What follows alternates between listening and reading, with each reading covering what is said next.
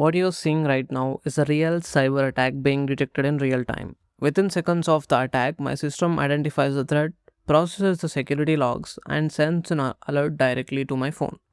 In this video, I'll show you exactly how I built this system from scratch.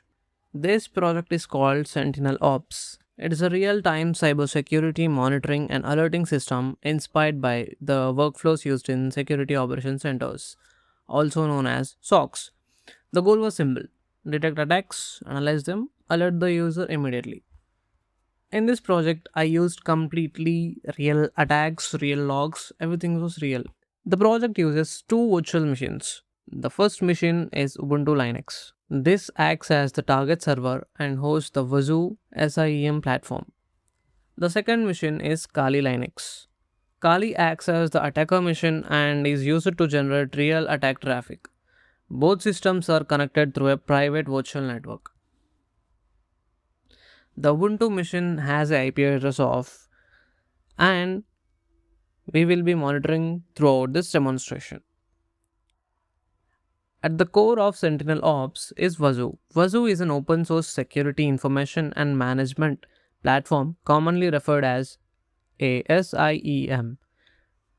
Its job is to collect logs, analyze activity, detect suspicious behavior, and generate alerts. Every authentication attempt, login failure, service event, and system activity is continuously monitored. Now let's generate a real attack. I am using Hydra, a password auditing tool, to perform an SSH brute force attack against the Ubuntu server. This attack repeatedly attempts different passwords against the SSH servers.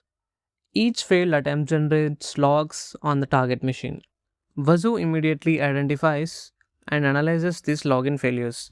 The alerts are written into JSON file called alerts.json.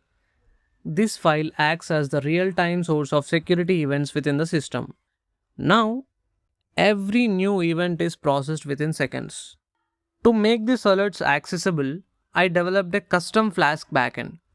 The backend continuously reads alerts generated by Wazuh and converts them into structured API endpoints. These endpoints can be consumed by dashboards, monitoring systems, or external applications.